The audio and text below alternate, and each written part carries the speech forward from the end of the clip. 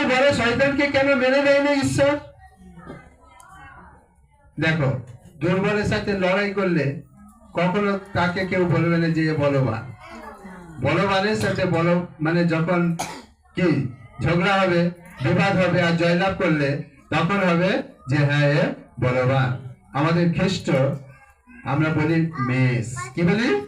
মেষ, ভেড়া, নম্র। মেষ পালক, তিনি নম্র। আবার আমরা কি জানি যিশু হচ্ছে সিংহ। কি সিংহ? ইসরায়েলের সিংহ শাবক বলা হয়। সিংহের সঙ্গে পৃথিবীতে পশুরাজ কাকে বলে? সিংহকে। তার সম্মুখে কেউ দাঁড়াতে পারে না। বলছে সিংহের সম্মুখ থেকে কেউ ফিরে আসতে পারে না। সিংহ কার জন্য? যে তোমার বিরুদ্ধে উঠবে। হালেলুয়া। তোমার জন্য মেষ পালক ভালো ভালো জায়গায় নিয়ে যাবে, ভালো ভালো খাবার খাওয়াবে, ঘাস খাওয়াবে, হৃষ্টপুষ্ট হওয়ার জন্য।